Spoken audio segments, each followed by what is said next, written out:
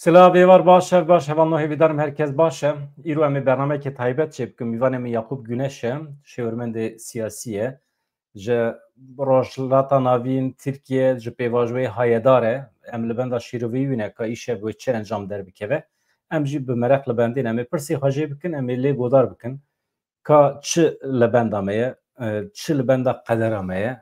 niha berî ku em dest bername bikin berî ku mivanê xwe bigim jon dixwazim agahî bidim we ku dostê min ê hêja nivîskar Helîm Yusuf hemî pirtûkên wî çapeke yekem wê carekê din were çapkirin li Rojavayê Kurdistanê ka ez hema lê binêrim hinek agahiya rast bidim we weşanxaneya Şîler vebiye li Rojavayê Kurdistanê baş e di serî de pirtûka Helîm Yusuf ya Mêrî Avês hemî pirtûkê wî wê ji nû ve werin çapkirin ji weşxaneya Şîler ya Rojavayê Kurdistanê ev nûçiyekî gelekî giring e bixwe jî di ser rûpela xwe ya Facebookê beyan dike dibêje xewneke min pêkite hemû berhemê min bi çapeke nû li Qamişloyê derdikevin wextê ku behsa xewna xwe dike tabî em jî pir dixwazin jê bipirsin xewna wî çi bû gelo vebûna weşanxaneyekê li Rojavayê Kurdistanê hebûna pergalekê azad ya ku merûpî têda bikaribe berhemê xwe bide çapkirin û berhemê xwe bigîne mirovên xwe xewna wî em merak dikin çi ye xewna Helîm Yusuf hemî ber pirtûkî wî derdikevin ka ev rûpela wî ya Facebookê hevalê me bixwazin dikarin herin lê godar bikin ev Şîler ev jî dema merasima ew ye merasima müzik serhê ez nikarim müzîkê bidim temam ev jî em hema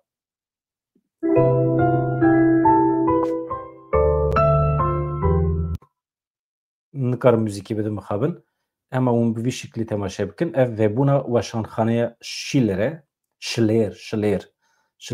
jê re dibêjin Helîm Yusuf jî vebûna vê weşanxane pîroz dike bi vî şiklî hevanno ka em binêrin Helîm Yusuf bixwe kengê diçe Rojavayê Kurdistanê kengê pirtûkê xwe îmze dike bi vî awe em jî li bendêne ku rojekê Helîm Yusuf bibe mîvanê me di derbarê asteya ku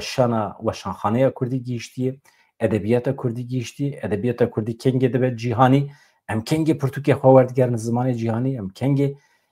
welhasıl hûn bawer dikim min pir cara li vê derê beyan kiriye fikra xwe hûn fikra min dizanin mihîm e hevanno ez vî hema daxim jêr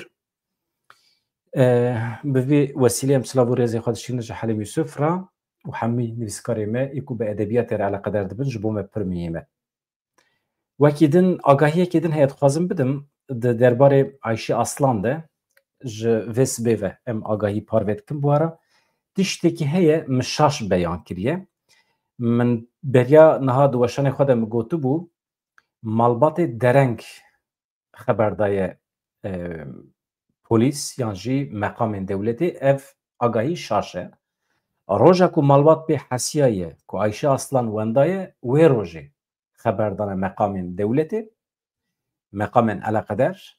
lêbelê ji çapemeniyê re eşkere nekirine ji raya giştî re eşkere nekirine ancak beriya du sê rojan ji raya giştî re ji çapemeniyê re eşkere kirin yani haya polîs jî hebiye ev agahî min pêşî neda ji ber vê ez lêborîn dixwazim ez wê agahî serrast bikim yani meqamên polîsên Fransayê ji destpêkê ve ji meselê hayedarin di nava lêkolînê dane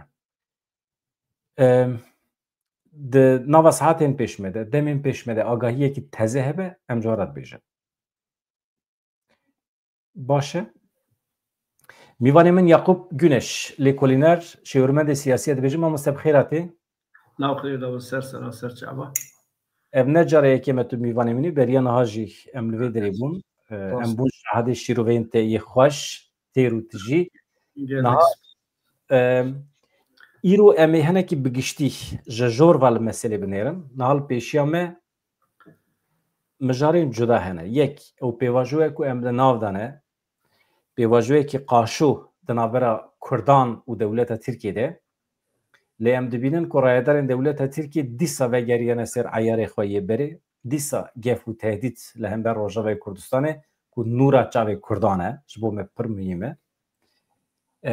em dibînin ku komisyonekî ava biye lê tiştekî berbiçav tune ye. Heta niha ê ku gav avêtine aliyê Kurdan e dewleta Tirkiye tu gav navêtiye. Tu îşaretekî ku bikaribe hêviyê bide Kurdan vê gavê li hor tê tune ye. Ev li alîkî ê Rojavayê Kurdistanê dîsa bi eyna we behsa entegrasyonê tê kirin. Lê entegrasyon herkes bi şiklê xwe fehm dike. Em dibêjin bila zemînekî hebe herkes were ser wê zemînê navê wê zemînê demokrasî dibe, medeniyet dibe, baş dibe, çî dibe, çi dibe bila bibe ama tiştê pozîtîv. Herkes bila were ser wê zemînê ama raqîbê me tam berova jî fehm dikin. Dibêjin bila Kurd werin ser xeta me. Li Sûriye were xetse na em pêşî bi pêvajoyê dest pê bikin û paşê hêdiyê em derbasê Rojava bibin. Wexta me geleke em bîna me fireye hevalê me jî bi sedan hevalê me li me temaşe dikin. Kek Yakub ev pêvajo ber bê Kuderê ve çi wextê ku te bihîst Dewlet Baxçelî bang li Rêzdar Abdullahî Öcalan kir pêvajoyê dest pê kir. Te zanî bû pêvajo te vê astê yan tu li bendê bû zûtir çareser bibe? Yani ha meriv dema qala rojlata navîn dike meriv nikare tenê meselê bi pirsgirêkên Kurda û Tirka an jî bi dewleta Tirk û Kurda ra dest pê bike. Gere meriv meseleyên rojlata navîn bi taybetî jî qala Kurd û Kurdistanê kir meriv geriv konjektûra dünyayê, siyaseta dünyayê dîzankeran rojlata navîn gere meriv giştî bigire ber çavê xwe wek di giştî di çerçoveyekî de bigire destê xwe. Mesela eger ku meriv hani hinek siyasetê baş fehm bike baş bişopîne êrişa Hamasê ya cotmeha 2023 dema ku li İsrailê xistin dûra tevgera İsrailê da destpêkirin Netanyahu demê tiştekî got ji vir şûn da xerîteyên nexşereyên rojlata navîn tu carê wek berê namîne. Ev mînax ve ev milat bû ji bona min bi rastî jî ez yani hani ne ku meriv pesnê xwe bide ne ku meriv lê meriv gava ku refleksên dewleta Tirk yan dîrokî didin ber çavê xwe ez li bendê bim ku dewleta Tirk bi awayekî nêzîkê Kurda bibe. Çima mirov ya ji ku dizane meriv viya di dîrokê da behsa qawala ji têkiliyên dewleta Tirk û Kurda dizane. Ber ku dema ku meriv em li dîroka xwe dinirin an jî li dîroka dewleta Tirk dinirin karakterê dewletekî Tirk ya taybet heye. Çi xwe bixwaze li ser peya bimîne an jî krîzên heyî krîzên ku tê çareser bike serî li Kurda daye. Yani çûye bi Kurda ra bi awakî têkildar biye, bi Kurda ra bi awakî lehev hatî, qeweta Kurda li pişta xwe hîs kirî û dûra jî gavê nû aftiye. Du gotina Netanyahu şûn da bi rastî jî dewleta aqilmendê dewleta Tirk ev tehlûke hanê gelek fehm kir ku rojlata navîn ji vir şûn da wek berê namîne nexşereyên hemû pirên welata wê werin guhertin. İşaretê miya da. Nadibir da bi rastî jî dewleta Tirk em bêjin çuxa aqil tevgeriya, çuxa baqil tevgeriya meriv esasî da lê mêze bike gavaftinekî baş e. Ji ber ku dewletekî di koka xwe da negirê daye erdnîgariya viraye ji dûr va dihatî û du cumhuriyetê şûn da jî hîna nebiye tam dewlet. Krîze pêlekî mezin tê ji bona ku xwejbî pêla hanê bispêre lazim e ku carekî din dîrokê da qeweta Kurda li pişta xwe hîs bike. Ji ber ku hebûna dewleta xwe li ser tunebûna Kurda didava kirin. Kurd jî nêzîkî du sed salê divê erdnîgariya hanê da ji bona statûyekî ji bona hebûna xwe ji bona welatê xwe tê dikoşe û firsendekî dîrokî jî bi rastî dikeve destê Kurda. Dewleta Tirk viya baş dizane. Lê ji bona ku carekî din qeweta ku Kurda li pişta xwe hîs bike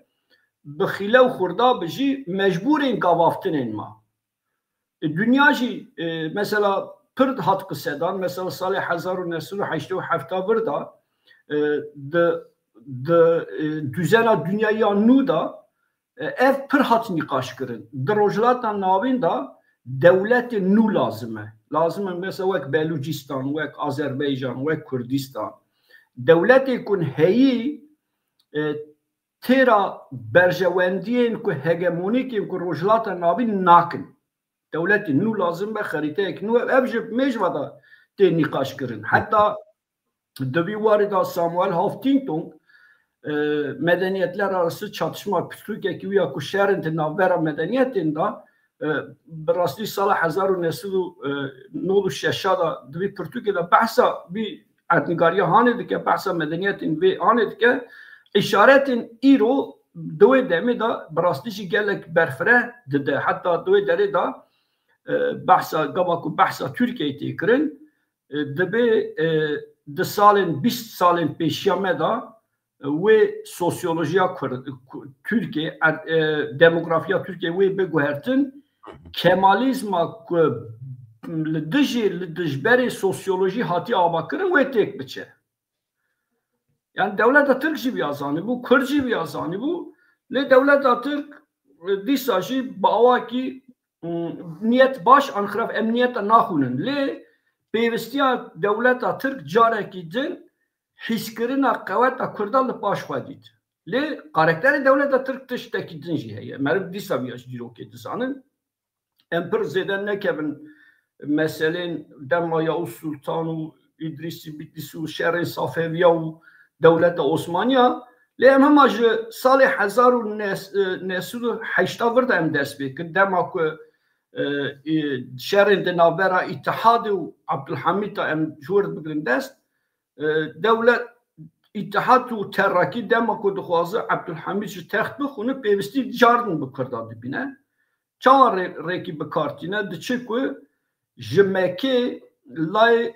Şeyh Ebdullah Nerî Seyid Abdulkadir tîne bi awakî dike alîgirê xwe, heta dike serokê Meclîsa Mebûsana Osmaniya, dûra dema karê wan xilas dibe, Seyid Abdulkadir jî tê dar dikir. Ev dîroka me ya zindiyê tê dijî yani.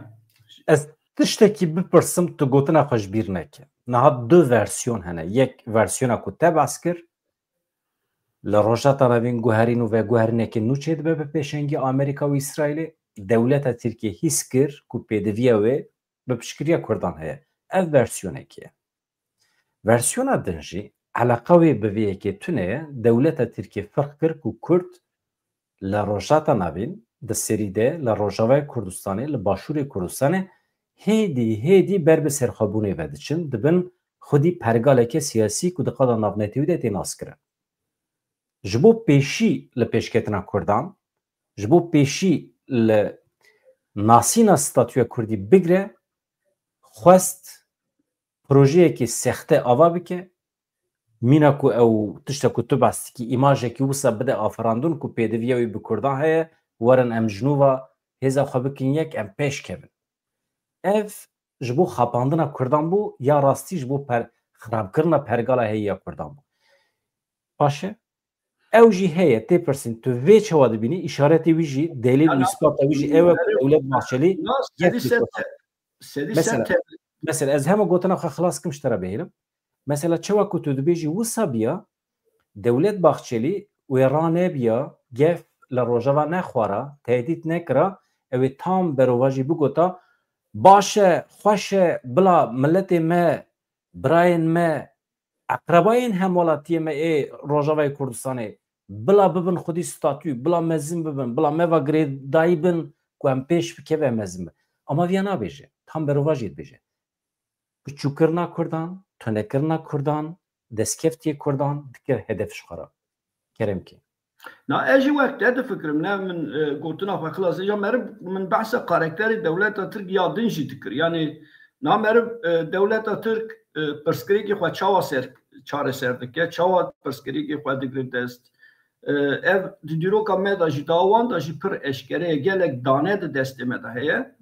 Dewleta Tirk tu carê pirsgirêkê ku heyî bi aşitî çareser nekiriye. Di dîroka wî da em rastî tüccara rastî vî terzihanê nayên. Ya bi qewetê, ya bi talanê, yan jî bêqewet bimîne, bêdeng dimîne, heta qeweta xwe ji nû ve tov kir, cardın ve geri ser esası xoyin beri. Tekli vanu kurdajı ev biye. Mesela vek minak şehri cani da Mustafa Kemal Paşaoğlu demedi ki cem hamu şeyh u ağaların kurda ziyaret dikin, mektup düşünün, Slavın germ düşünün, van nem dikin, Şeyh Mahmud Berzencira mektuba düşünün, qevet avan giştik dikir destekli dema ku meseleyin te çareser dike digi xwedi qevet fırsent dibine ku edi dikare bê kurda li ser peya bimine ev kesin ku bi Mustafa Kemal ra têkildar biye bi wê demê ra têkildar biye em mêzer kir ji Hesen Heydî bigir heta Seyyid Abdülkadir yek bi yek ji holê tê rakirin Kurd tê sürgün kirin Kurd tên kamp kirin dişinin kampa o dest bi asimilasyonê dike dest bi tunebûna Kurda dike îro jî ji vî cudatirine ne ev gefên ku Tayyip Erdoğan û Bahçeli li Milazgirê dan ev niyeta wan bi rastî jî eşkeret kir. Mesela di nava Kurdan da jî bi rastî jî min di gelek televizyonên min an jî di kanalên YouTubeên min da jî min gelek temaşe dikirin.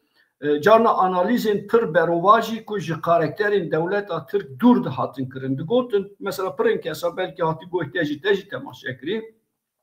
Pirên kesa digotin ku ev işte İbrahim Kalın dixwaze bi awayekî ev mesela hani çareser bibe lê Hakan Fidan li pêşiya ya astenge. Tayyip Erdoğan Bahçeli bi dil û can dixwaze ev pêvajo bi awayekî çareser bibe lê Tayyip Erdoğan ji ber ku iktidara xwe partiyekî siyasî ye dewletê nafikire tenê iktidara xwe ya şexsî difikire li pêşiya Bahçeli geleme astenge nahêle ku ev proje hani were çareser kirin. Lê dawiya dawiyê da em ji heftekî vir şûn da dibînin ku ev konseptekî ji bona dewleta Tirk na dewleta Tirk tu carê bi yek alî bi mesele re eleqedar nabe. Konseptekî hey, konsensûsekî hey, herkes nava wî konsensûs û konseptê da rola wî, dengê wî, misyona wî çi ve wî bikartîne. Ez parantezekî vekim bi destûra te ê ku ev fikir belav kir di nava civakê de Mümtazer Türköne ye. Ew jî şêwirmendê berê yê mixabin di televizyonê me da belav kir. Mixabin di televizyonê me da belav kir. Rast e ne rast e nizanim ama fikra wî ew e ew di wê qenaetê de ye ku dewleta Tirkiye bi pêşengiya dewlet Bahçelî cuda difikire alîgirên Tayyip Erdoğan ew jî li ber xwe didin ji bo pêvajo pêş nekeve pêşkeve jî dibe sedî sed menfaetê wan tê de hebe. Ama em dibînin ku her du alî dewlet Bahçelî jî ket nava wê mesele na dewleta Tirk ava mesele dewleta wan bi an jî mesele Kurd û Kurdistan bi hemû klîkên nava dewletê CHP jî di nav da ki me diviya di şerê Efrînê da dît me şerê Girêspî da dît me êrişên Rojava da ev hemû eşkere di ber çavê xwe em dîrokekî zindî jiyan. Mesele gava dibe Kurd û Kurdistan û bi gorê wan têkçûyîna dewleta wan be ew hemû li ser konsensûsekî li ser stratejiyekî li hev tê dem bi dengê cuda dema ku wek dengê cuda tê xuyadin jî lê di eslê xwe de yek dengekî ye gere meriv ya baş bizin ev karakterê dewleta Tirkiye yani ev Hakan Fidan rolekî wê hey İbrahim Kalın rolekî wê hey Devlet Bahçeli rolekî wê hey Tayyip Erdoğan rolekî wê erê dibe ku nakokî di nav wan da hebe ji bona menfaetên berjewendî ji bona menfaetên siyasî lê mesele dewletbûn û Kurd û Kurdistan be vana hemû di aynı stratejiyê da yek deng yek renk li dijberên Kurda tê dikoşin. Devlet Bahçeli mesela merveya li Milazgirê her da li cem hev gotin yani ev mesele ya ku me û tişta ku Bahçe heta niha Erdoğan digot an jî Bahçeli ne digot Bahçeli ku Erdoğan ne digot di demên dawî da dema dî ku bi gorê dilê wan naçe niyeta xwe ya esasî ya ku qaşo veşartî ya ku qaşo baş bi rastî jî pir baş eşkere kirin lê gere em hinek din li ser dewletên karakterên dewleta Tirk hinek din hûrgulî bibin hinek din xwedî feraset bin ji ber ku em gelek caran ji hêlên vî dewletê hanê da bi awayekî hatinin xapandin an jî bi awayekî firsendê ku ketî destê me bê ferasetbûna me ev teslîmê wan kirî lê gerek Kurd ji wir şûn da د پنجره خودالب mesela ki ne tam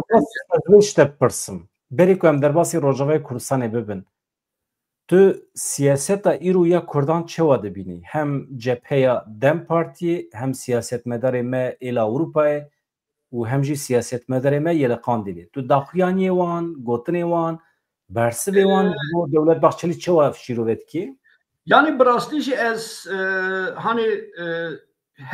her siyaseta ku qise dike bi gorî şert û mercê xwe qise dike. Ez derheqê Kandilê de nikarim pir tişta bêjim ji ber ku ez şert û merdê wê derê pir nizanim. Lê siyaseta ku heyî ya Tirkiye birastî jî bi gorî dilê Kurdan nine. Bi gorî dilê min nine. Ne daxuyaniyê wan, ne axaftinê wan, ne tarza siyasetê dimeşîne pir bi tirs tev digerin. Sanki barekî hêk li ser pişta wan e aman bira ev hêkane hûr nebe bûye awayê tev digerin. Kurd divê dere de gere hinek din dengê xwe bilin bikin eşkere qisek. Ez qala şer û pevçûnê nakim. Di siyaseta xwe de, di daxwazê xwe de, di plan û projeyên xwe ku li Kurdistanê da hinek din bi cesaret tev gere daxwazê xwe net em tişta ku em dixwazin mafê me yê rewa ye tiştê ku ji xwezayê da mesela xwestina zimanekî perwerdeyên fermî ya Kurdî ev gerek tu Kurdekî ya bi şerm neyên ziman an jî bi tirs neyên ziman an jî bi rêvebirina heremên yên xweser Kurd gere ji van gotinê xwe eşkere bêje rihet bikare bibêje Kurd ji bona ku bikevin çavê dewleta Tirk an jî ji bona ku hinek sanki wek bi dewleta Tirk tev digerin daxuyaniyên wisa ku yani ne ku bi gorîn tarza ku bedelên ku hatî dayîn tarza ku heta niha siyaset hatî kirin bi rastî jî wan aliyê de bi tirs tev digerin. Tiştekî din dikişînin bi rastî jî di siyaseta me da dî Amed hat ji bîrkirin Anqeretê esas girtin gere di rojên wiha da di rojên wiha krîtîk serûbinê hev da serûbiniyê da gere merkeza Kurda carekî din bibe Amed. Te gava Amed qels hîşt, te gava Kurdistan qels hîşt, te Ankara merkez girt, dema ku Ankara ji destê te çû, ciyê ku tu vegere duwê qadê da siyaset bike namîne gere Kurd ya hinek din bi baldarî bigire berçe bigire dest û li ser ya hinek din bi rastî jî bi feraset tev gere. Ez fikrê xwe dibêjim ne ku aqil xwe dibêjim. Rojane dişopînim daxuyaniyê wan rast e yani em hemî nekin aynî sepetê lê îmajekî wisa didin wextê ku rayedarekî dewleta Tirkiye radibe dibêje eger hûn daxilê Şamê nebin eger hûn xwe belav nekin ez ê qira we bînim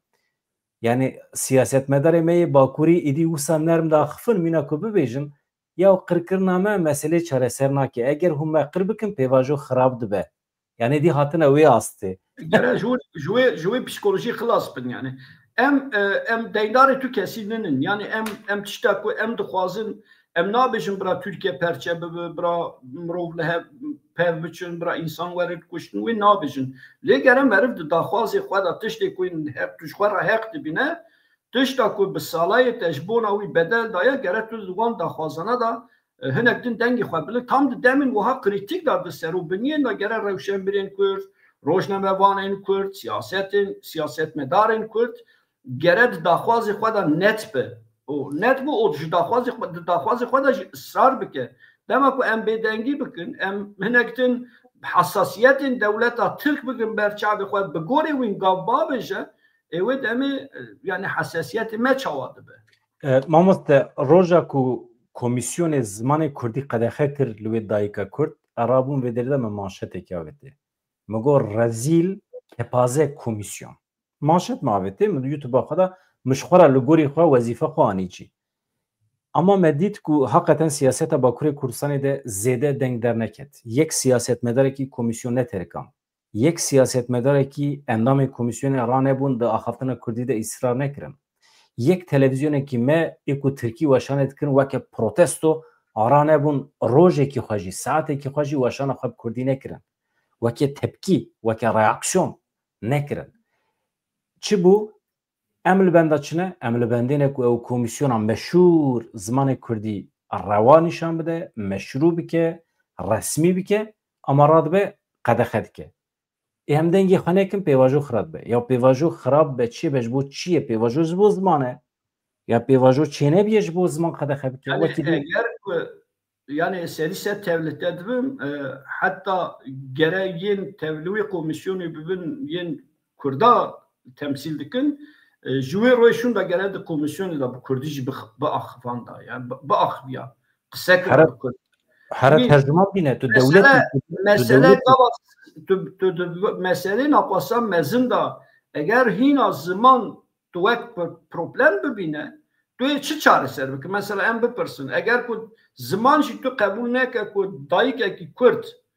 ترکی باش نزانه مجبور نه کو ترکی جی بزانه به لی دخوازه به زمان خو د کمیسیون د باش ifade بکه باش بینه زمان تو ویاجی قدخه دکه اولو چاره سریه دیگره peki zaman جی تو نخوازی zaman جی تو نینز قصه نکی تو چه دخوازی چه چاره سر کی مثلا yani çe çare sر ولو کو ترکیه وی سوپر به ولو کو ده üniversiteci خلاص کربه به ترکی اگر خواسته به دوی کمیسیون چاره سریه ده به زمان خو ifade بکه به زمان خو ifade بکه علیوی سمبولیکی واتادار هیه نمان kurtulmuş رهبرین و کمیسیونی مجبورن دستور بدن حرمت بگیرن وکه devlet biçin icab bike bensi tercüman binen. Çünkü mesele eve. Döve manada diyeceğim. Rast yani devlete dibim çünkü mesele zaman mesele ki hebunu tunebuniye yani tecgele ki zaman evistent te zaman vi koheran te zaman vi asimile kir gel mesela Kurd biçedi beyem Kurdu yani bir zaman da beyem Kurdu to ana Türkiye'de anji dünyada Kurd'aki ku Kurdi nizanı be yani kez edildi beje Kurd heye ya دوی داره دا گره کورتن اکتن yani hassasiyetin ne ku devlet atırk eri pe baju hassası eri pe rojlata navin tevlehe ve eri gengeşiye ki heye serubniye ki heye efti kabul kırın şerri nabera gelan beguman merov napareze evjite kabul kırın hatta merhaleye ki le tujmafi khoyin rewa yen ku vek şiri diyatel te halal ویکو بگوتنا ترمولوژی اسلامی کو د علی خواده دا جته راحتی داین و همو دینان دا همو اولان دا همو مذهبان دا همو ایدئولوژیان دا افتشتکی روات دیتن لهینا جی کمیسیونا کو قاشو جبونا چاره سری هاتی آبا کرن قاشو جبونا کو پرسکریکن دنابرا ترکا و کردان دا دولتا ترک و کردان دا تی چاره سر کرن تو هینا جی زمان کردا دوی کمیسیون دا قصدان اوی زمان روان نابینه او قدخه دکه او دایکه کی نه دایکه کی کرد لوی داره bu کردی بپیوه اوی دمی ام بحثا چه دکن yani Keki Yakub tiştekî din şte pirsim gavadin te bahsa navend kir te navê du paytextan anî ziman yek Amet yek Ankara navî rojê wextê ku Tayyip Erdoğan çû Çînê hin gotin çûye 3 milyon Uygurun Tirkên Uygur tîne li Bakurê Kurdistanê bicî dike vê derê tiştekî hatişê min em weke milletê Kurd her çend demokrasî bixwazin jî demokrasî mefhem kir ku nabe derman çima nabe derman eger tu hakimiyeta coğrafya xwe yani serweriya coğrafya xwe teslimê dewleta Tirkiye bikî wê demê heqê dewleta Tirkiye çê nabe gelo 3 milyon jî 5 milyon jî Uygur bîne li gundên vala bicî bike li gorê xwe dîzaynekê dayne demografya Bakurê Kurdistanê li gorê dilê xwe biguherîne çünkü me ew heq daye wî yani ez wextê behsa serwerî dikim gelek heval ji me re dibêjin serweriyê îzah bike çi ye çünkü me 1001 jara me gotiye serwerî yani ez behsa egemenlik dikim yani coğrafya egemenliği yani tu hakimê coğrafya xwe ne hakimî wî biryara coğrafya te di destê te de ye ne di destê te de ez ser vê fikra te merex dikim merû wextê nebe xwedî otoriteyeke siyasî li nava coğrafya xwe merû hakimê coğrafya xwe nebe weke qanûnî hêzekê mirovan ya askeriya xweser tune be گلو مروف دکاره حقیقتا لحیات ببینه مروف دکاره همی به لبر بخت دولت ترکیه یعنی سر وجدان دولت ترکیه یا نا اگر که مالا مروف تونه مروف دربات مینه بله yani mala meruva tüneve, mala te tüneve, mala min tüneve hem dervat mine. Velat mala meraye. Sinorevi, axavi, darivi, berivi, çiyayivi, deştivi, zozanivi, velati meyi mala meyi gelen bir paris. Le gavakum merov ya da hani kesti beşin hani en beşin begori devlet işte devlet avakırını merv bir mesele de şikere hani işte xazil kavata meheba, xazil me bikariba. 200 سالا 21 یمین دا کردستان کی سر بخواه باکرا دلی me herkesi de derbastı be dili her kurdaki de ev mesele derbastı be li madem ki kavata me jibona devlet ki serxabuni ternake li kurd kere devir rojin divan rojana da federasyonu bugün roja bakwa yani federasyon xwastin ما عیبش بومه ما شرمش بومه چما کرد یا مثلا گره نخوازن yani اردنگاریا خدا دو زنگینی اردی خدا دو اردنگاریا خدا دخوازه بس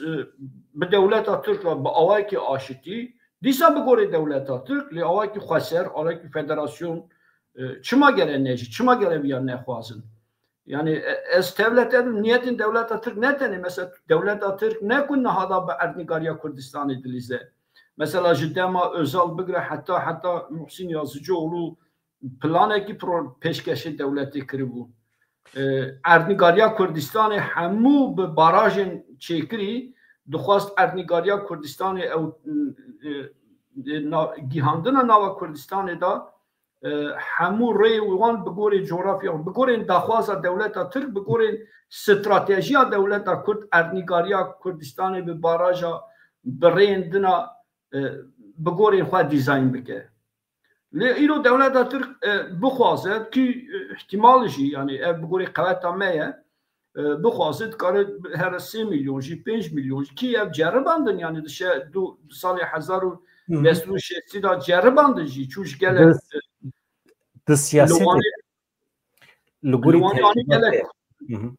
گلیدن بجیکرین هیناش لوان درادشین یعنی نه او دوره کی بری بو نه لګوري تجربه انت ایرو د مذاکره لسر ماسه ده تکیلیا کرد و ترکیه ده گلو ممکنه حقیقتا از وقت سیاست پرسن ممکنه مرو دولت دولت ترکیه بکه کو سروری آخه کردستان جمره بهلن یعنی ام بخوا قرار بدن لباشور کردستان مثلا ایرو دولت عراق بخوازه دکاره دموگرافیا کردستان بگوهرنه یا نه سروری آخه کردستان باشور دست حکمت دا حکمت کردان دا یا دستش بغداد دا گلو یا مرود کاره عینی پرگالی لباکور چه بکه و بترکار مذاکره بکه belki merv nikare yani mes Kürdistan'a Türkiye Kürtli dijinu tekiliyen Kürdu Türka ve ya başuri Kürdistan'ı behevra kıyas bikin. Jiber ku yani Kürdistan'a başur vancı prastici 200 salı davida gelek bedelin grandali davida federasyona ki bedest xist. Ev şibona me Kürda hamu prastici desketiye ki gelek mühime. Le sosyolojiya Kurdin kullu Kürdistan'a Bakur yen başur merv nikare. Mesela behevra kıyas bikin. Jiber ku de nava Türkiye'de Kurdu Türk gelek ketine nafev. En beşin İrol İstanbul'un niziki 4-5 milyon Kürt jî. Le İzmir'e disa, le Nazilli'ye disa, le Bursa'ya disa. Le van nay manaya ku em dava tu statüye ki neke. Van nay ve manaya ku em dava tu statüye ki neke. Kes bra em gerek ve ne bespirin ku ev argumenta ku devleta Türk tebejü ku mecab qisdayı mecab qisqos em bir xinami nız em bir çün ev tişteki dinin Kurdu ve xwaseriye ki dixwazi Kurdin ku İstanbul'u dijin eğer ku bixwazin te Kurdistan'ı bicihti be eğer ku nexwazin jî ve derê dimîne ev meseleyin ku hep cuda were girtin lê Kurd ez ya bawerim û difarêzim jî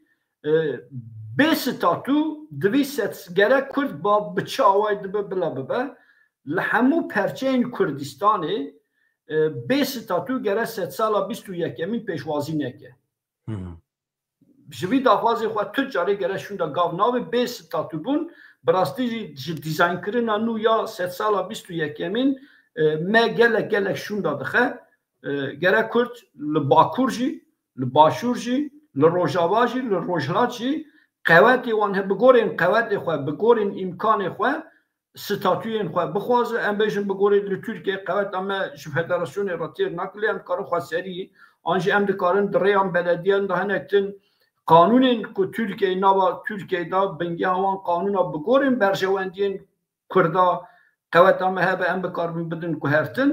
evş buna memnun. Ben beş rojlata be erişkirina İsrail fırsendeki bir kebe destek kurda. Beguman begoru şertu merciwan gere daxwaziye ki wana statü hebe. Rojavaş xwayro MP serbilindin brastici pir siyaseteki baş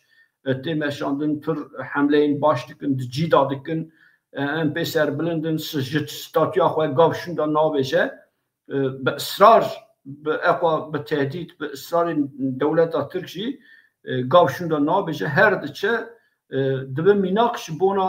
دروزیاش بونا علویاش بونا کسین کلوی داری دیجی براستیش دبه میناق ev دبه میناق که دروزی جه هنک خسریان خواه بخوازه ev هنکتن دستین کرده خورد دکه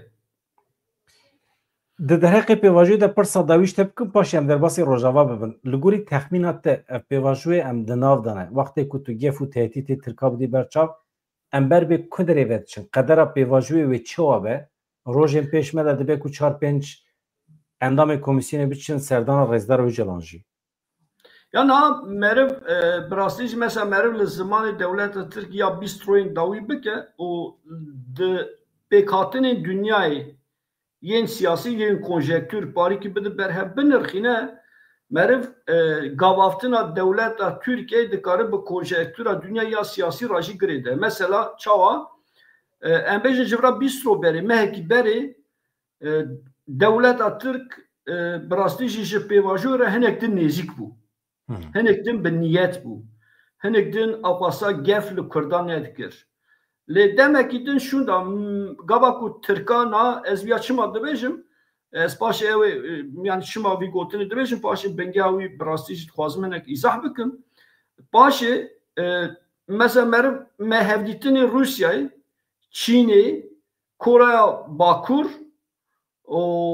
tevê Rusyayê Çîn İranê me dît vana carekî din hat bahev Hakan Fidan tevlê bû Tayyip Erdoğan çû wê derê بگوری وان دلی وان کنسپتکی اشارتکی هات کنسپتکی هات روناهیکی هات دولت ترک جارکی دن وگریا سر پولیتیکا خویا رفلکس یا دنگه یا دنابرا روسیا و امریکایی زه ev بگوری من دانه اکی پر مهمه ده دست من ها بری ام بیشن Türkiye politika eki بدنگه دمشان dem بگورین روسیای تبدیگر یا Hatta ki Rusya ji Suriye derketi û birastî destê Türkiye pir bi qewet bû. Ama dema ku Rusya ji Suriye derket İran bêhêzma em hemû li çapemeniyê bin yan jî bidin berhev gotinên dewleta Tirk rayedarên Tirka derheqê Kurdan da çi bû? Beriya wî çi bû? Bigorên qewetê çawa format hat guhertin, çawa gotin hat guhertin براستی جی لسریا گره مرهن ولی کولین جی بکه لی اف بیستروی داویه دما چین روسیا کره باکور ایران او هندستان دما کو هات باهف دید که روناهی کی دن دنگه کی دن جوی آلیه بلا بو گوتنین طایب اردوغان یه باخچلی یه رایدار ترکیه دا جنش کبا ده آلهین کرده دا هات کو هرت باشه مالا قوات دولت ترک بگوره من yani ev karakterin devlet Türk denge ki bibine tecbir adı ki kinga beçare ma bizanı be ku fırsendin de destada destere ve demi ved gere ser kurda care kidin duxwazı qawet da wil pişta xwe hizb ke kurd ji gere hene konjektürü dengeyin siyaseti dünyayı پر باش بخونه مثلا از براستی خوازم اشکره جی بیجم نه دولت دروجلات نابین دا دولت سر پیوستیات آوا کرد yani em bejin şerri cihaniye yekemin şunda پیوستیا انگلتره به دولت نو هبو سه چهار دولت نو آبا کرد ایرو پیوستیا اسرائیل پیوستیا امریکا نکوش بونا چاو برین کرده و بلوجه و آذریا نکو پرشوان هست که نکو برز تکلین ناف دولت دا براستیجی تجاره وک هومانیتر وک مافی مروبا تونه برجواندی هیه اگر کو برجواندی توان لجیکی گیشت هف و دمی تود کاره وی بای کته بگوره خواه بگوره برجواندی خواه وی بای بگره پشت خواه و بگوره ویجی پولیتیکا بمشینه یعنی امش بونا کرده عیبه کشیننه امش بونا کرده شرمه کشیننه ما حتی نا امجار نه هنک تشتا به شرموکی تو بیشن یعنی ام دو بیشن ام دخواستن به گلار را بشین بگو من ام دخواستن به گلار را بشین دیگر ام دوی دخواستن مافی خود شرموکشی نبن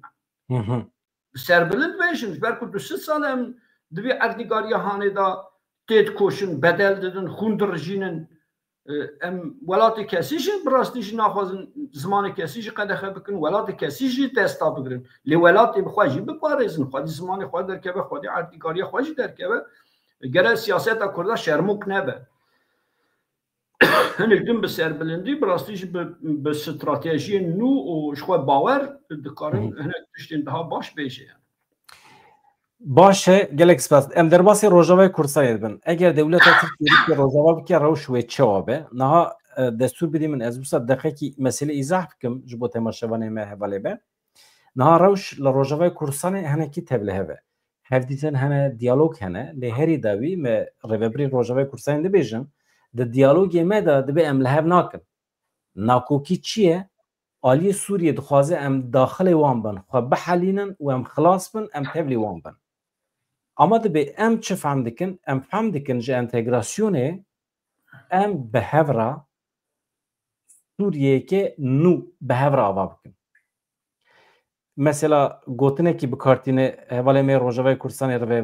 روبرین me ده بیجن از همه ببیجم باشتره مثلا امر واقعی نه حکمت دمکیه سوریه به امر واقعی چی بیه ایمجی ام به امر واقعی چی بونه ماده موسایه اموارن جمعه یعنی هل بجارتن تونه موسا بخواه چی کریه ام به هم پارلمنت و یاوا بکن پرنسیبان داینن دستور بنگهین چی بکن یک جی آلی اسرائیلی هیه بشکریه کی پر وکیلی ده درزیان بشکریه کی قسمی ده کردان علوی لوی داره هنه کی بی خودینه اوجی دبیجن ام دخوازن خسریه خواه اعلام بکن ام فدراسیون اعلام بکن نه ام مانه نابره ده روشا سوریه حقیقتا پرتبلیه ده سی به دوست به سیاسته کی چوا ده سوریه کسی کی جمعه نزانه اما تشتکی هه اگر دولت ترکیه هر روبریا شامه بده کلکا خواه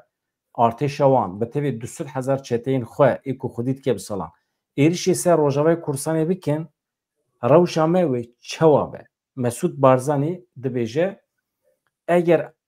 چتین عرب ایریش بکن امی پشکری بدن روجاوای کورسانه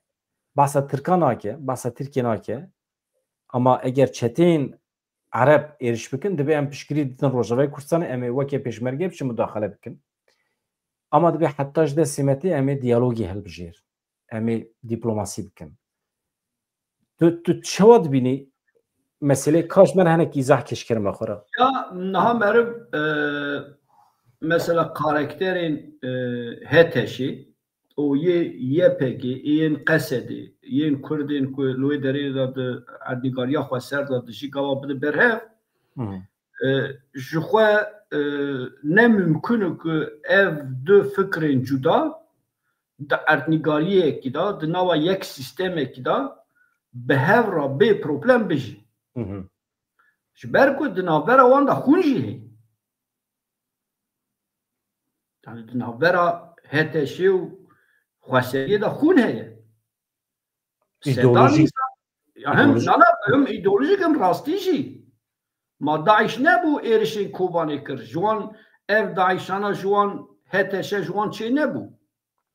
ما اف داعشا نبو جشنگاله به هزاران کچن کردا برد بازاران نفروت ما اف داعش نبو لعفرین زیتونین کردا مالین کردا شیلاندن برن د بازرگانیان دافروت ما اف داعش نبو بسادان دزیا مالین کردا کر تجاوزین کچ خورتین کردا کر yani به یک دیش دا علی نرین دنیای دا دو فکر جدایه خوازلا yani اردنگاری هم گره بگوین راستین اردنگاری جی سوسیولوژی جنک بپیون ام جینارین نروژینن سوئدنن دانمارکاینن ولاتین اسکاندیناویاینن خوازلا اردنگاری هانی جی دا علی دموکراسی دا علی مافی مروان دا علی مدنیتی دا پیشکتنا فکر دا اقواسا سرکتی با آقاسا پیش بکتا بگومان ام پرپی دلشاد و لی مخابن راستی نواره دروجلا دا نابین دا همو جواک و همو کس تجاری پروبلم خواه با آوائه که مدنی چاره سر نکریه بگورین قوات خواه چاره سر دکه پکی یکیشی شام قصه ناکه دما شام قصه کر گره مرب لانکره میزکه yani manaya gotinan Şam'ı tüne. Peki em bir persaj xwe bipirsin. Gelo ev konjektüra hani tüne ba. Em bejin faktura İsrail'i, faktura İngiltere, faktura Amerika ya Fransa'yı tüne ba. Ve devleta Türk hatta naha ba avaya ki neça Şam'ı ev silahın dindesti hete şey rabuan rabbi ba yek خسریا کو هی یا روجابا حتی نه جولی را کرد یا نکرد بگوری تا را کرد یا نه نکرد سدیست نه اگر کو ایرو دولت ترک ایرش روجابا ناکه هنگ دن به بالداری تبدیگره هنگ دن به گورین تاکتیک و دخوازا خواه تب نگره ev بگومان به کنجکتورا دنیای یا روجلاتا نابین را ev فاکتور دولتا بگری داییه Şam dema ku hema ket desti heteşi devleta Türk hevda ku her luy deri niziki Şam'ı derdor Şam'ı gelek vargehin askeri çepike silahın parasına havayı bebevi deri le İsrail şbiyara müsaade nekir. Yani ne ku Türkiye jinniyet akwa derbas biye. Türkiye li fırsende de gere li konjektüre de gere باید که عالی وی داوره بزنه به اف باید هانی وی بر جیکی باد به خموانه نه دو کردستانی دا هم در روجابا دا به هزاران آنجی به 100,000 کرد هاتی کشتن ناتی کشتن پرجی خموانه نه براستیشی گره من از بخواه فکرم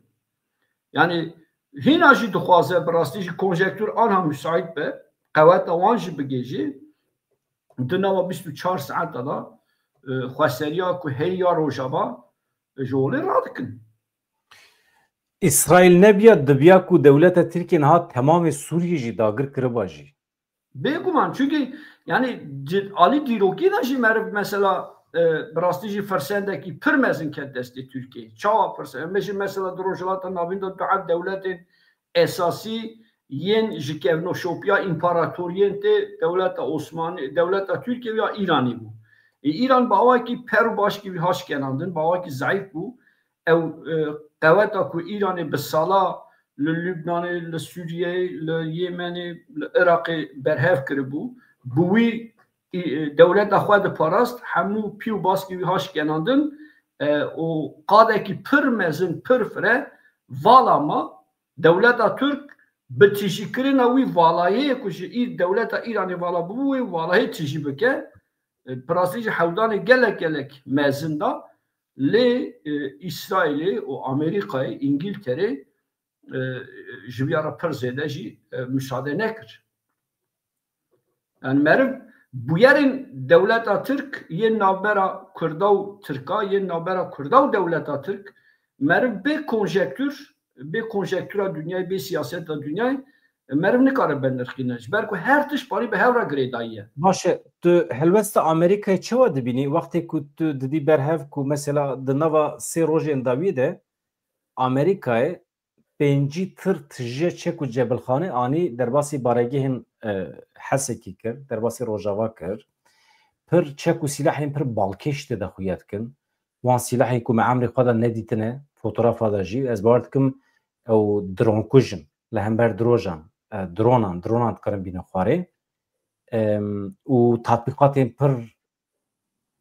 او کنه تطبیقات پر بزخم عسکری دنابرا قصده و امریکای دا چه دبن هفبش در کم تطبیقات ها يعني تبارد که همی لهمبر چه هف چتین داعشی بن او قص عمل نه من بحث کی کریانا هبیج کرنک و یا وقت تو بدی آلیه کی اما رایدارین سیاسی امریکا ایج دبیجن کردارا ویرو راپور کی مخان دبیجه نل بنده بن کو ام پشکریه کی وکه اسرائیل چوا پشکری ده درزیا ام پشکریه کی او قصا وکرین بدن و اگر ترکیه ارش بکه ویجی دبیجن نل بنده آلیکاریه اسرائیل بنجی دبی تمام دبی امدنگی خدر خن اما نه بقاسی کو اسرائیل دستک ده درزیا نه دوی درجه ده چی خواسته ببیجه امریکا جمرا گلو؟ نه یک گوتنی که در روزانه تی گوتن براستیجی د سیاست دا هر شخص بقیمت بجی لی د اصلی خدا پر قیمت اوچونه مرب لکرنامه زد که یعنی تشتی که تی کرن لوی میزه بکه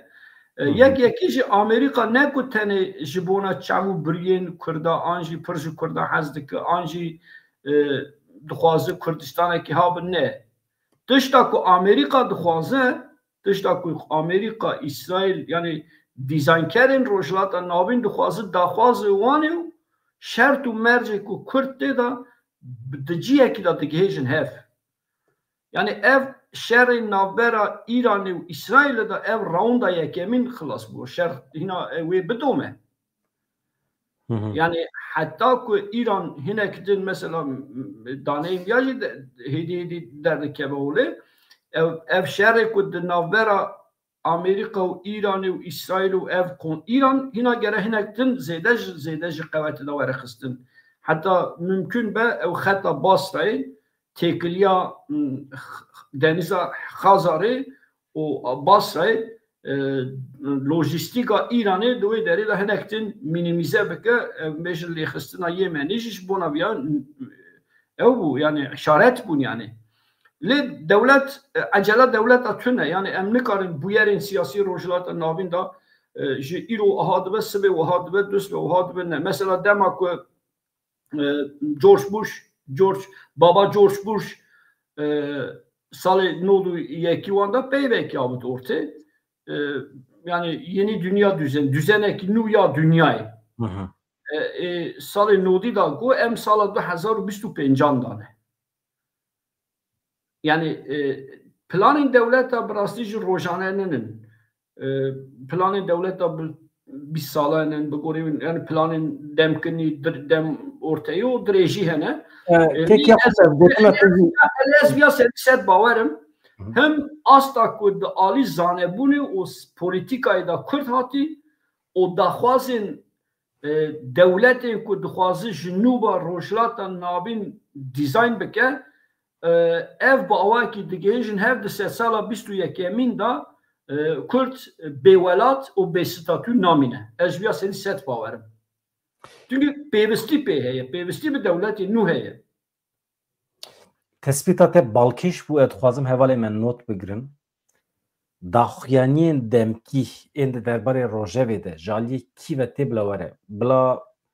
دانالد ترامپ بخوابه چواکو تدبیجی پر معنا خاتونه یا مهم پلان و پروژین استراتژیکین دولتان مهمن پرانیجی دپش پردهان دا پکته داخیانین ده درباره روژوی ده جارنان جبو خوشکرنا دلی hevkarı koya. Mesela rayadar ki Amerika vakti tişte ki dibece. Mesela insan ki mina Tom Barak canaj bu ku dili devlet Türkiye hoş biket kare hem tiştan bebece. Belki dibek morale mebişkine ama tudbeji me baş fam kirbe tudbeji per em go neden wantışta. Em go bidin planın stratejik en devleta. Beguma. Belki devlet bir strateji tevdigerin, bir plan tevdigerin. Mesela ez minak ki jbo devleta Türk bidim ya Türk'a bidim. Mesela biriz Güney Aslan jibir çen mehberi, ancak hafta heşt mehberi براستی که ویدیو خود پر تشتک بحث تشتک بالکش کری بو دگو سال 1991 دا دما دمرل گو ام رئالیته هبونا کرده قبول دکن بسپورن دولتا ترک کسی که قادن دولتا ترک تا ین استراتژیک ده فکره دولت جه چند پرسی اف بو سال 1991 پرسی اف بو در 2025 و ترکیه کی چادر که بوله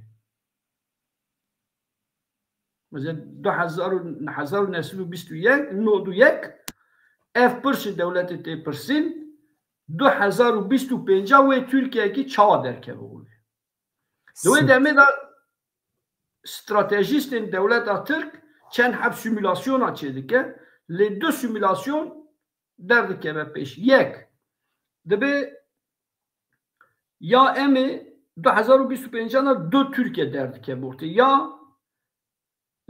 جسیواسی ویداتر ترکیه کی ترکچی آتا ترکچی لی کردستان به دار زوره دبن دستا بگره یانجی او قرار دولت عثمان مبوسان مجلسی گرتی میثاق ملی فدراسیون یانجی هف گرتنا کرد و ترکا و چی ببه یعنی من چما میناکو یعنی ام وقت دولت مینا ترک بلاد پلانی خوین لسر اتنیگاریه کی 30 سال 40 سال داده پیشی خواه بگوری بیا تبدیگره دولت که وقت انگلتره وقت آمریکا وقت اسرائیل براستیشی پر daha به پلان برای کوپک یه استراتژیک نکوتن روجلات نابین دا جی پاسیفیکی بگره حتی لاتین آمریکا بگره حتی روجلات نابین ده کدرا دنیای دا به چاوای تبدیگره به کیجان حمله هم برای کیجان استراتژیت دیافتن دولت براستیشی دولت مزن یه خودی عاقل ین با آرشیوا تبدیگره بیاوین تبدیگره انگلتره براستیجی دولت آکوگانه هم بیشن بلکه روی روشانه دا علی آبوری دا آنجی پر خویانه نه لی سیاست دنیای یا اروپای بگورن آرشیوین دولت های انگلتره دیزاین کردن خودی آرشیوی که مزنه نها هواننا احمد الشارع شانده کی ان کسی و خواندی شامی و یا چه معنی نها که که قوتش کود خوازم شده بپرسم تکیلیا کرد و کردان چه و چه به مثلا برز مسعود بارزانی دبیجه اگر ارشی روجاوی کردستانی وره کرن دبی امی بدنگ نمینن تو آنها ویگاوی تکیلیا کردان چه و دبینی نها دولت ترکیه هول داده فتنه فساده کی بخنا و کردا وی روژه حکام فیدان در کتیت بیجه باکور سوریه تنه پیاده تونه هن پارتیه دن هنه بری خواه ددن انقره پر دوست دن مهنه کو نه آلی گرن سوریه پرچه به یعنی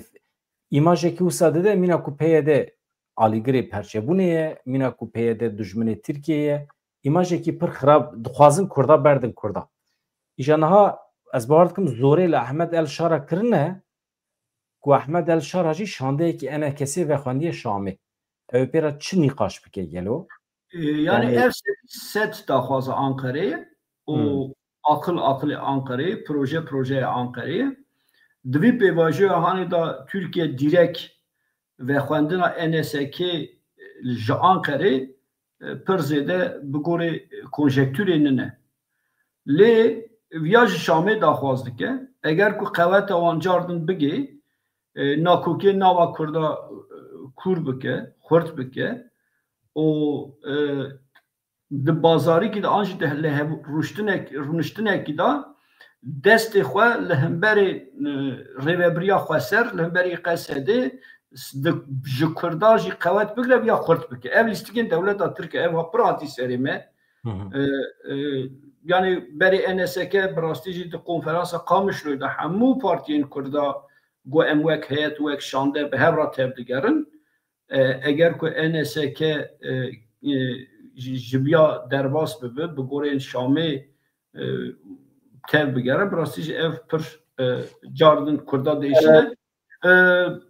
از همه خبروی بخونیم خبروی اوه بردف که انا کسی فیصل یوسف لسر و خواندن جالی حکمت سوریه و گوت اگر اموارن و خواندن دعوت کرن امی هرن لی امی آلیه دنجی آگاهدار بکن یعنی باسا روجاوی کردستانید که یعنی بردف که انا کسی دی بیجه اوه که انا کسی خودی کنفرانسا یک ریزی کردی دی بینن او کنفرانسا مشهور کل روجاوی کردستانی حاطبو ساس کرن و هیئتی تیده هیئتی جبو تکیلیه شامی حاطبو آوا کرن دبی ام خودی و کنفرانسی دبینن تقص کر اولی سر بنگی هاوی کنفرانسی تف بکرن د چارچوبه کنفرانسی ده او حاضرن بچن شامل بله نه باوی که کو زراره بده یک ریزیه کرده براستیجی د جی دایه یعنی شوی کرد بوی بنده یش برکو تو اوی کنفوره کی کرده کی تو نکو دوی پواجوی حساس دا لدشبری هف بخبتن لدشبری هف تشتا بکن بگمان NSK تکاره هره تب بگره لیگره او قرارن که کنفرانس ده هات کرتن وی برپرسیاری خواهی بینه جی گریداین که وی کنفرانس آگاهدار بکه حتی جارنا هنک مسئله بلکه دیرک به قصده را نیقصدان لی نیت NSK باش به نیت NSK خواستریه که ستاتویه که کرد و کردستانی به بگمان دکاره یعنی هر سیاست بگره فکری خواه بده لی گره پرشی دالی دکو دولابین دولت ترکیه هتشی داشی گره بالدار به یعنی که حقی تو کردکی تو پارتیه که تو نکو دست سالا 21 دا دجبرین دسکتین کردا بخبته براستیجی گوتنا برز بارزانی جی گلک تجی دایه گلک باشه ev hinektin desti rojava moral û motivasyonê xurt dike dema ku mirov weneyên Salih Müslüm, Mesut Barzanî, Mazlum Abdî û hinek partiyên Kurdî din li cem hev dimîne bi rastî ji me re dilşad dibe. Têra bese nebese esas pir jî derengman bi rastî jî eger ku me hinek din siyaset baş bixwenda, dîroka xwe baş bixwenda,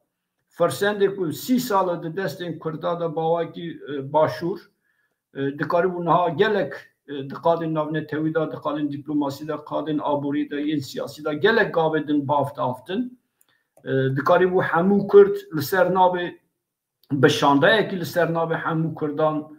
di yekitiya devletên netewî da li Ewropayê, li Amerîkayê dîplomasî bimeşanda, lobî bikirana, ji vî bayên ku tê re hazir bibana, bi rastî jî lê tibêjî ya, yani kînga gav were aftin bêguman ew jî bi qîmet e. Daxuyaniya Mesut Barzanî heye, hema zû bi zû ez ji were bixwînim hevanno.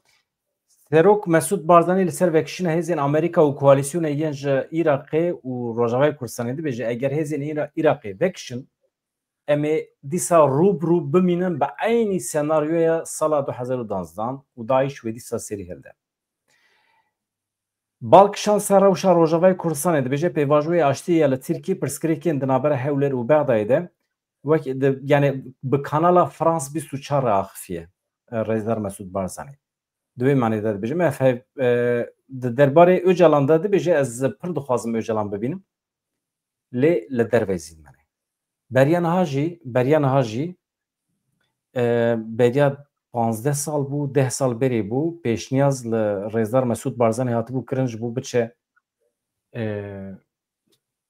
bibîne Rêzdar Öcalan gotibû ez naxwazim biçim di zindanê dewletekî serdest e serokekî Kurd ziyaret bikim. Naxwazim. Ez serokekî Kurd ancak li derve dikarim bibînim. Tam jî bi gorên layıqî anora Kurda ye. yani brastî pir gotinekî dicî daye gere yani tu liderekî Kurd brastî ji anûra wî ra dest nade ku her liderekî din di girtîgeha dewletekî dagirker da ziyaret bike meselê xwe qise bike meselê xwe guftûgeh bike brastî jî pir gelek gelek xweşê min çû gelek gelek gotinekî dicî daye ji xwe ev parîkî jî eseleta Kurda dide nîşandan. İja çawa bû ez mesela wî jî ji te re bêjim di rojnameyekî de manşet avêtibûnê gotibûn Barzanî du nixte ez naxwazim Öcalan bibînim. Me jî em ketin pê wî ya Barzanî çima jinişka va hatiye Tirkiye dibêje naxwazim Öcalan bê demek meseleyekî Gazeteya Tirka bû naybîra min. Paşî da me ji şêwirmendî wî pirsî şêwirmendî wî got ya û meseleyê nizanin. Em çûne Tirkiye ji Rêzdar Mesûd Barzanî hatiye xwestin ku biçe İmralî Öcalan bibîne. Ku jî gotiye ez naxwazim serokekî Kurd di wê rewşa girtî de li zîndanên serdestan ez naxwazim bibînim. Nexwestiye xwe bixewî halî di wê çarçivê de. Îja niha îro jî tiştekî bi vî şeklî dibêje di derbarê îhtimala serdana Abdullah Öcalan de Barzanî dibêje bêguman ez hêvîdarên karibim wî bibînim lê li dervê girtîgehê ji ber ku Rêzdar Öcalan xwestibû wî bibîne ew jî naxwaze biçe İmraliyê dibêje dixwazim wî bibînim lê li derve dibe ez pir dixwazim azad bibe derkeve derve bikaribe karê xwe li derve bimeşîne. Pir gotinekî dicî da birastî jî yani gotin tune mere bêje gere ev bijî ji xwe helwesta lîderên Kurda gere lemberî ev be. Baş e ez dibêjim me saeta xwe tijî kir saet û 6 deqê me temam bû Kêk Yaqûb heqeten xweş bû sohbetekî xweş bû mala te ava tiştê ku tu bibêjî tiştî me çi ji bîr kir gelo me çi ji bîr kir ha min çi ji bîr kiriye ji te re bêjim min li peyamê mesajê hevala nenêriye mi peyamê wan nedîtiye tişt te pirsîne fikra wan çi ye te hûn nizanim jî çünkü hişê min ez konsantrê nûçeya bibûm ji ber wî. Eger ku pirs hebe em bi gorên xwe dikarin Na Yılmaz dibêje gelo îhtimal heye ku dewleta Tirkiye êrişê Rojava bike. İhtimal her tim heye. Yani Kurd jî biyazanin siyaseta yên Rojava birastî jî di qadê da di saheyê da ji me pir çêtir dizane deqa ku dewleta Tirk bizanibe konjektûr bi gorê dilê wî ye bi ser dikeve qet texsîr nake qet texsîr nake mesele pêvajoya çareserî ne ji bona dewleta Tirk mühim e yani ev hemû tê binpêkirin bira qeweta wî bigêje bi gorê xwe her tiştî dike yani gere me li bendê be yani. Erê ew meseleya entegrasyonê wê çawa bibe dibe entegrasyonê tu çawa dibînî tu çi fehm dikî ji gotina entegrasyonê? Ya wallahî peyvekî ku her kes bi gorê xwe kaş dike bi gorê xwe şîrove dike peyvekî bi wî ava ye. Mesela em bêjin em hatin welatên Almanyayê em entegrê virabûn. Yani Almanya entegrê me nebû. Em entegrê Almanyayê bû ji ber ku em mecbûr bûn hat vî welatê hanê em li vî welatê dema bijîn lazim ku em zimanê wî bielimin lazim ku em pergala ku heyî bi gorê wî pergalê te bigere. Lê di siyasetê de entegrasyon peyva ku li Rojava hatî bikaranîn birastî jî peyvekî bi gorên qewetê were tayinkirin ew peyva ye. Yani divir da qewet denge pir mühim e. Eger ku qeweta HTŞ ya Şamê hinek tin xurt be bikaribe ku Rojava xweseriyê têk bibe entegrasyonê daxilkirina Rojava ya xwe fehm dike û qeweta Rojava hebe ku tiştê ku heyî biparêze HTŞ ji hebûna xwe re ji qebûlkirina hebûna xwe re bide razîkirin wî wek wî qebûl bike ev peyvekî bi rastî di ew da yani di rojhilata navîn da di rojava da peyvekî bi gorê min bi zanebûn jî hatî bicîhkirin ji ber ku di siyasetê de carna peyvên muxlaq bi gorê denge û qewetê tê guhertin ew peyvana ji wan peyvana yek e peyva entegrasyonê jî bi gorê coğrafyayê jî bi gorên têkiliya jî renk û şêwe diguherîne ji ber wî meriv di rojhilata navîn da lê rojava bi rastî jî bi gorê qewet û denge